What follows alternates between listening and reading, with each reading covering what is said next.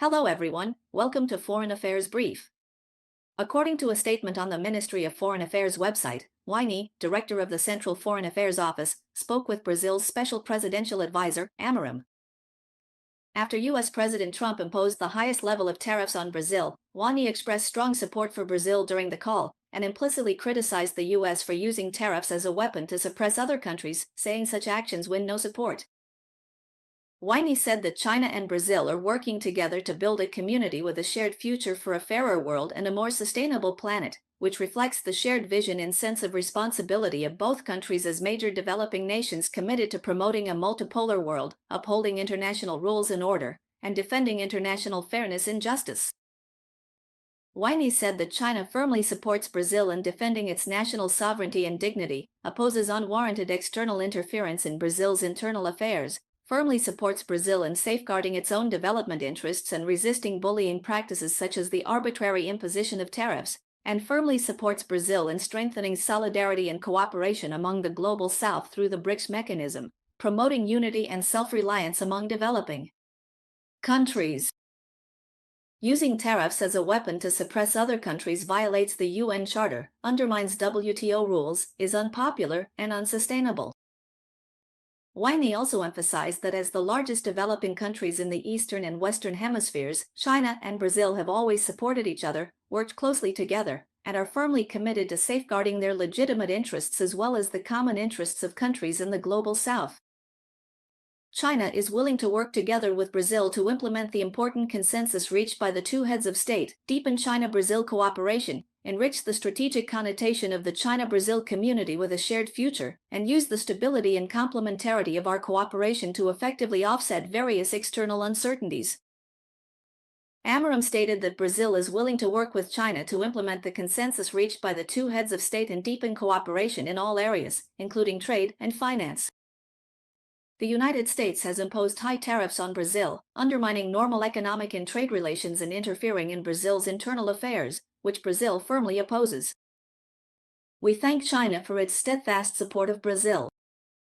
Brazil is willing to work with China to promote the improvement and development of the BRICS mechanism, strengthen solidarity and self-reliance among the Global South, and uphold international fairness and justice. Brazilian President Lula has confronted Trump head-on, taking countermeasures against U.S. tariffs, which has caused great anger. At the same time, Trump also publicly wrote a letter to Lula, in which he asked Brazil not to prosecute his old friend, former Brazilian President Bolsonaro. Brazil criticized Trump for this act, calling it blatant interference in Brazil's internal affairs. The news caused a huge stir within Brazil. Lula responded forcefully to Trump, which boosted his popularity. In the face of the U.S. imposing a 50% tariff, even though Brazil still needs to export products to the U.S. to obtain exemptions, the Brazilian economy is bound to face difficulties, so it's understandable for them to seek support from China. Judging from Wang Yi's response, it is believed that China will support Lula's tough stance. Trump, regardless of relationships, wields the tariff stick, and many analysts have long believed this would make numerous countries and companies reconsider their over-reliance on the U.S. market as a major risk, prompting them to seek diversification, which in turn could make the U.S. the one being decoupled from. According to a Reuters report on August 6, the United States is the largest buyer of Indonesian palm products, but Trump's tariffs have dealt a severe blow to Indonesian exports, causing many Indonesian palm farmers to turn their attention to China. The 19% tariff agreement reached between the United States and Indonesia in July will take effect this week.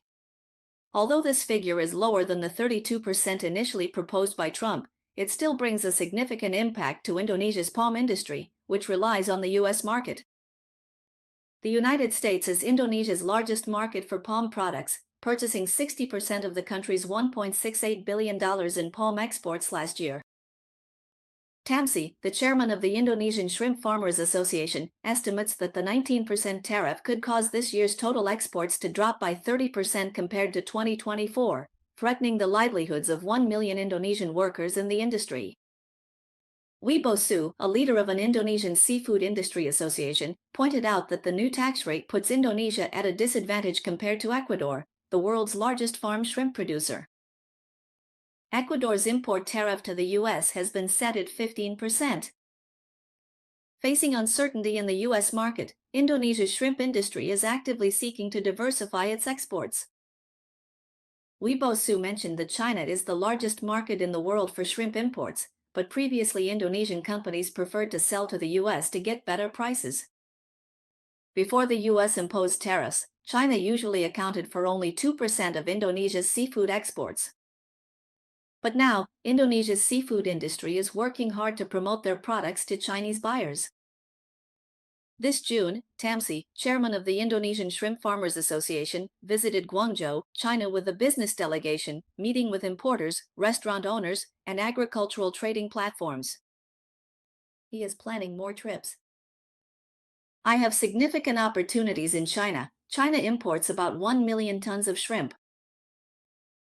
Tansy said, just imagine if we could capture 20% of China's import market. To sum up simply, China does have a demand for seafood. If Indonesian aquatic products can win over Chinese consumers, they can naturally target the Chinese market for expansion. Although the selling price isn't as high as in the United States, it's still better than losing the market altogether. In fact, the United States itself doesn't even have this type of aquatic product, so there's no issue of industry returning home, yet it still arbitrarily imposes tariffs on products from other countries. For Americans, it's not just a matter of losing Indonesian seafood, they've also lost the trust and goodwill of the businesses, farmers, and people from these countries. On the other hand, it's believed that China is also happy to see Indonesian seafood companies showcase their competitiveness and expand into the Chinese market. When China becomes the main market for Indonesian seafood, this kind of economic interaction will generate influence. Naturally, Indonesian politicians will be less likely to risk offending the government of this much larger market. U.S. President Trump signed an executive order to impose so-called reciprocal tariffs on multiple trading partners, with specific rates ranging from 10% to 41%. The new tariffs will take effect on August 7, local time. On August 5, CNN published a report stating that, globally, many African countries are facing the highest tariffs imposed by the United States. A revised tariff list released by the White House last week shows that 18 countries on the African continent are being subjected to a 15% tariff. Libya, South Africa, Algeria, and Tunisia are facing even higher tariffs, ranging from 25 to 30%. CNN pointed out that, in the game of responding to the threat of U.S. tariffs, China is providing support to its African partners who are in a difficult situation. In June this year, a spokesperson for China's Ministry of Foreign Affairs announced that China would implement zero tariffs on 100% of taxable products from 53 African countries with which it has diplomatic relations, providing greater convenience for exports from Africa's least developed countries to China. Many experts and analysts believe that, as Africa's largest bilateral trading partner, China's move to use its vast market to drive joint development with other countries is, in effect, opening a lifeline for its African partners in desperate circumstances. This will prompt Africa to move even closer to China. Nigerian economist Prevail told CNN, "For us Africans, the road ahead leads straight to China." South African researcher Lightam put it even more bluntly, saying that now is the best time for African countries to strengthen South-South trade cooperation. He urged African countries to fully pivot toward China, making it the next country on par with the United States, as the U.S. is gradually losing its global leadership position. Lightam added that the more countries reduce their dependence on the United States, the greater the opportunity for China to become the alternative choice. Lightam also described the U.S. failure to reach any trade agreements with Africa as handing China an opportunity on a silver platter. He pointed out that before the tariffs took effect, although African countries worked hard to seek tariff exemptions, the United States did not reach any trade agreements with any African nation, which clearly shows where African affairs stand on the White House's list of priorities. According to CNN, when the U.S. first announced import tariffs this April, Trump described his tariff policy as a reciprocal response to other countries' tariffs, but in reality, it was more like firing indiscriminately at all economies that have a trade deficit with the United States.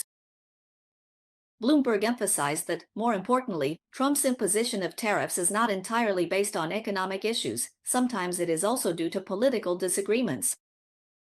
For example, he imposed tariffs as high as 30% on South Africa, which is the highest tariff the U.S. has levied on goods from sub-Saharan African countries.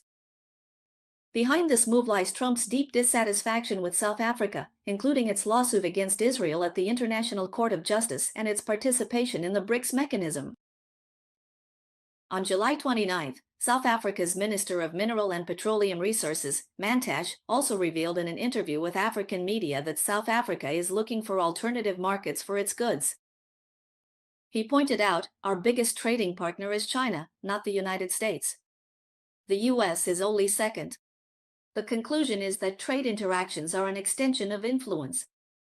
The United States is still an important market for many major economies today, but as U.S. protectionist policies advance, businesses and economies around the world that do business with the U.S., whether by choice or by necessity, will seek markets outside of the United States.